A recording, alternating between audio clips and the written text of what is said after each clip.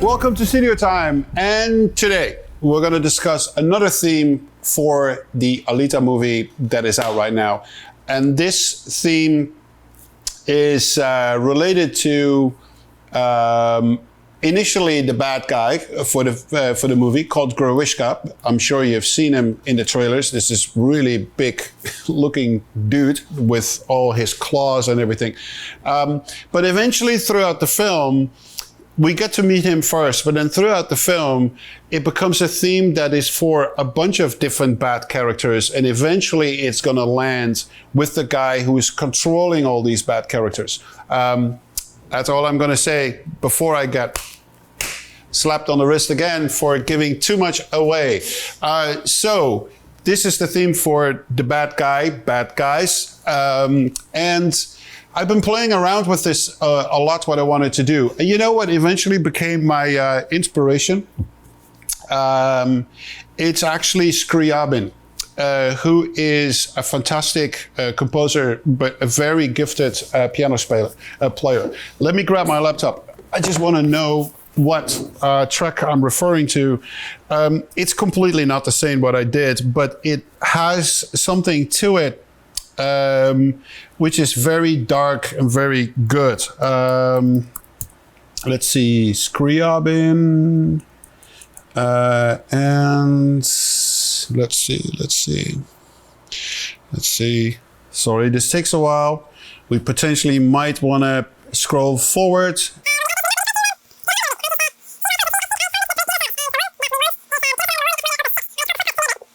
Yes. So it's Piano Sonata number 1 in F minor, Opus 6, and the track is called Funebre. So if you want to Google that, maybe we can put a link here to that piece of music. It has nothing to do with what I came up with, but it was the inspiration for it. And I'll play the section of it, which I did with just piano, and it has so much of that vibe of Scriabin. So what did I ended up doing? I have a bass sound selected here.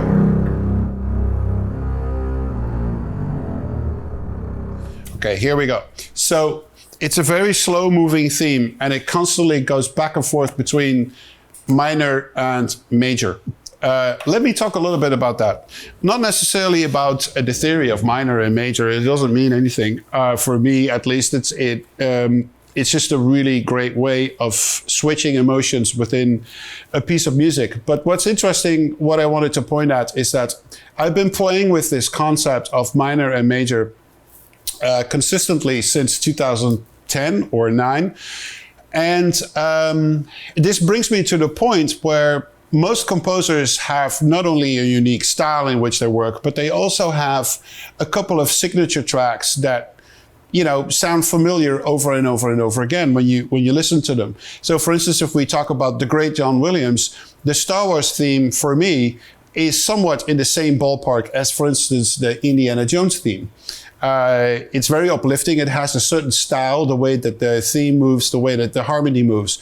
Now let's go to another, one of the greatest film composers, Ennio Morricone. He has a couple of themes, for instance, Once Upon a Time in America, but then also The Untouchables, which are the main theme for both the movies, are happening on a pedal note with 2 minor chords going back and forth. And they're very similar to one another.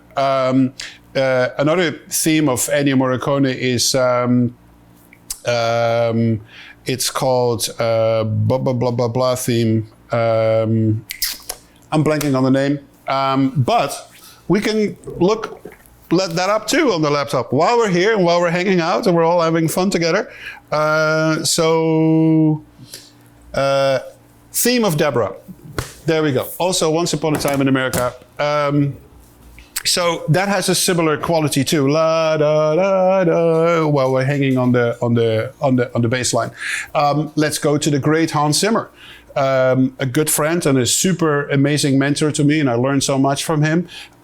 Listen, for instance, to 12 Years a Slave, very similar to Inception Time, very similar to A Thin Red Line.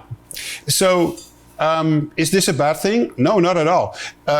If you ask certain film composers, and some composers say this really right. I forgot who said this, but it's basically, as a composer, you technically write 7 or 8 songs technically in your life, and they're completely different songs, but you keep rewriting those same songs because you want to get better at it and you want to move forward with that same idea. Now, when you're an artist and you write a song, you could potentially work on it for 5 years until you're ready, and then you can release it. With the film score, not so much. So you work on it for 2-3 months, sometimes 5, sometimes 18 months, like it was on Fury Road. And you stumble on this idea for a theme, but sometimes you don't have enough time to really crystallize it and to make it perfect. And in my case, that's the reason why I sometimes go back to ideas that I did in the past to then take that idea and now make it better and just grow in that composition process. So the idea of minor and major is where I started experimenting with in 2009 and 10. I did it again in Rise of an Empire. The theme of Xerxes is very much surrounded the minor and major. Then the theme for Immortan, for Fury Road, Mad Max, 2 years later, again, I went back to that minor major thing and see if I could make it better. Then I left it for a while, and now working on Alita, I was like, let's go back to that minor major thing and see if I can make it better. So you try to play with these elements over and over again. Okay, so let's now go back to what I figured out. So first, let's just play what became the melody.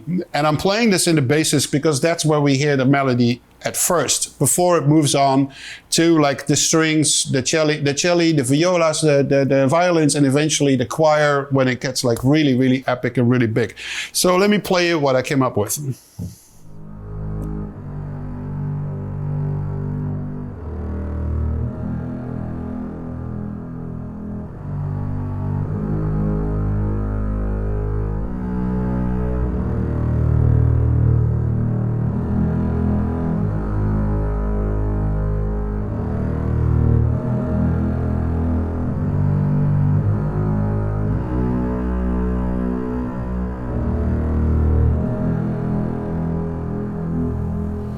And then it starts over again.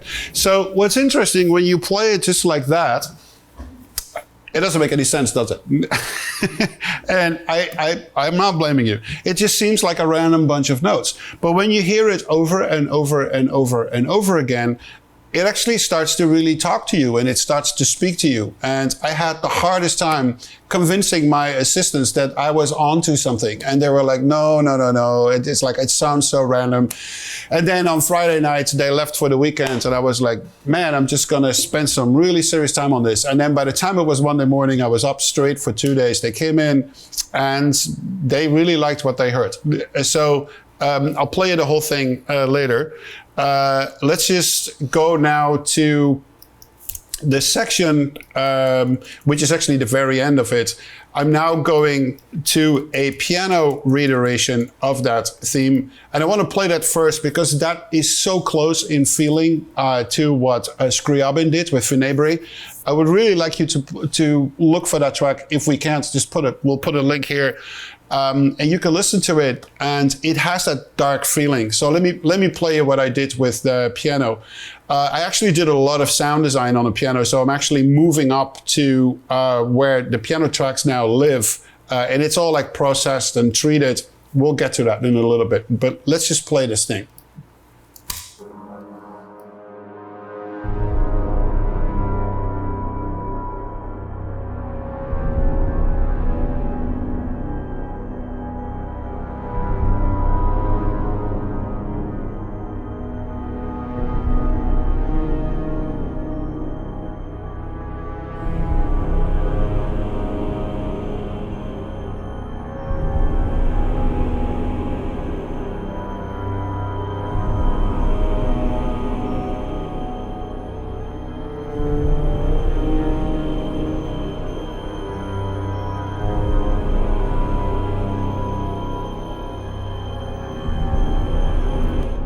let me just stop there.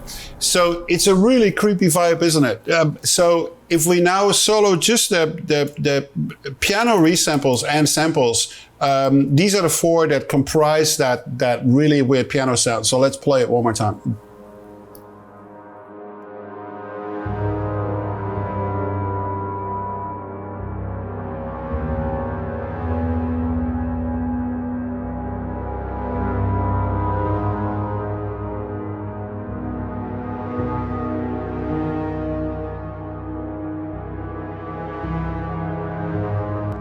So it's a really nice collection of sound design done on a piano. I personally really like it. I hope you guys do too. But if you play the Fenibre thing, which is a completely different piece of music, it's not even remotely close to this, but it has that really dark feeling to it that I really loved. And I tried to do something, my version of what the Fenibre was like this. But now let's go back into the track. So let's now play back earlier on in the suite what I did for this thing. So we're going to start with the bassist, then the cello are going to add. Then you'll see that the horns are going to take over this theme like really big, and then after that, it goes massive to the choir and the strings. Fasten your seatbelt. This thing is going to get big. So here we go. I'm going to talk later when we're done playing. It then goes actually to the B section of the theme, where the theme actually continues, but it has like different voicings to it. But you'll see the MIDI parts, and we'll just go through it. And then after that, we'll talk about the signature sounds in this piece of music, because they're very important for the film. Okay, here we go.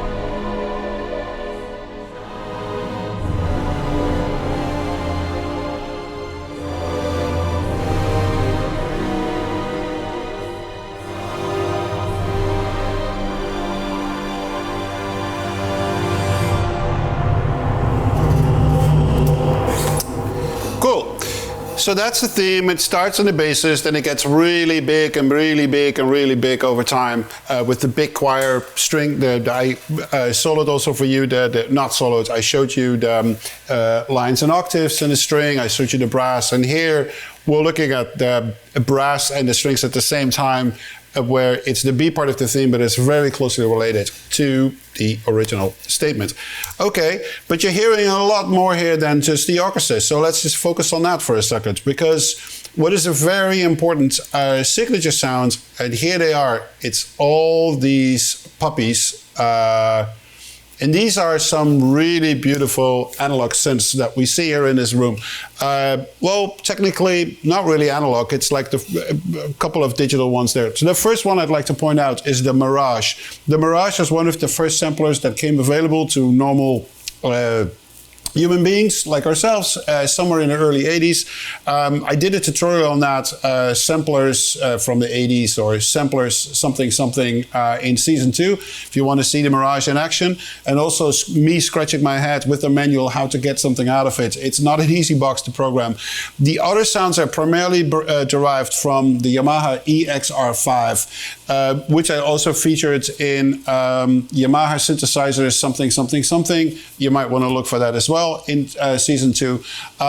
It's basically 5-6 tracks that together determine the signature sounds for this character. So let's play from here. There's some beautiful sounds in here, if you like this kind of stuff, and I actually do.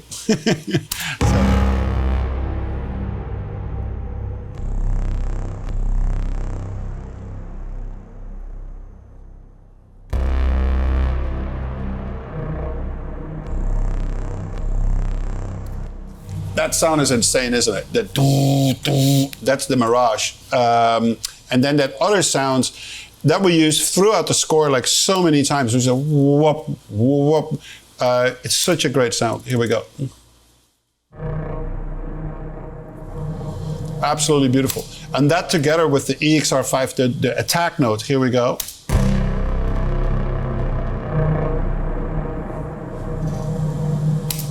It's like so awesome, you know, I think. At least, so that's a very important part, like throughout the thing. Why does this brass sound so incredibly grueling? Well, one of the things I did, which is a secret trick, so don't tell anybody, I basically record the horns on normal pitch, but then I pitch them down an octave, and you get a really cool sound. Check this out.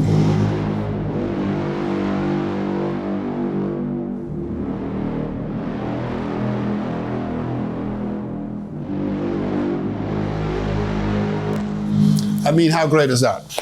So basically what you do, if you have the luxury to record them live, have them play in the lower register, keep that, but then make a copy of that track and just pitch them down an octave.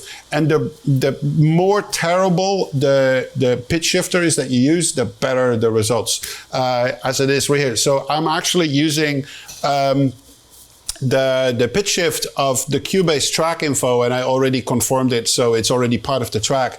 But that's not the best sounding pitch shift on the planet. If you go to the audio suite and you do a proper calculation, then it sounds fantastic. But the artifacts that you get with pitch shifting down and up and down and up, especially when you do multiple times in a row, it starts really degrading the sounds, and it gets like pretty terrible, but in a very good way.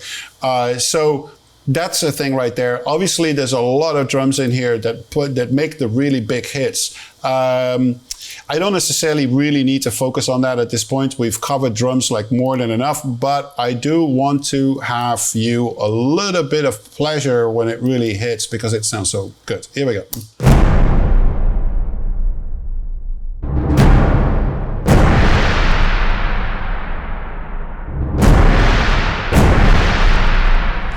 I just love the sound of those really big toms. So I use like a bunch of 2-pans for that, some big hits, some timpani, some What else is in there? Some gong. So just like really massive, and it fits really well with the brass, the choir, and the strings. Okay, so this is his theme. This is that suite. We looked at the MIDI. Now let's open up the mix session of this and see if the orchestra did some sort of a decent performance of this theme. I can already give you a spoiler there, not about the movie, but the orchestra outdid themselves when it came to the performance. Okay, let's load it up. And we have the mix session up. So I technically want to play you the same thing that I just played you, but now it's performed by this wonderful group of players in LA, the LA Scoring Film Orchestra. I'm not sure how they're called, but there's this bunch of really interesting players. Actually, Conrad Pope said, and this is quite a compliment to the players, that this was potentially the best brass band he has ever heard in his life. So that's quite a statement coming from Conrad Pope. They did such an amazing job on this film. So I just want to play you that same section that we just played, but now we're listening to the live recordings. I can open up the mixer on the bottom because there's not that much to see except for audio waves. Here you see, like, I did quite a lot of automation on the strings. Oh, and what we did, this is pretty cool. I had the theme played by the lower woodwinds just to get an extra more growling effect. So let's just solo that for a second.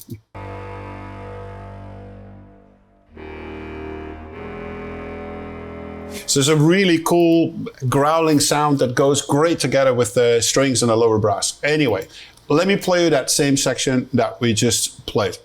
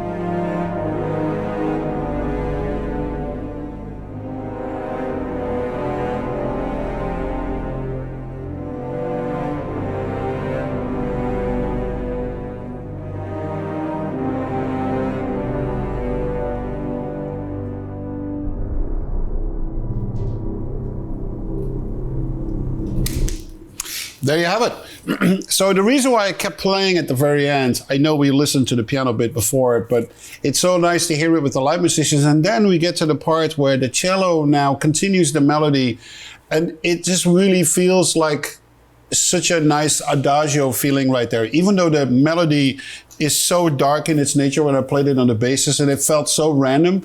And I'm not sure if you agree, but now that we play like this whole section in the suite, this theme actually now starts to make sense. And because it keeps coming back with those changes.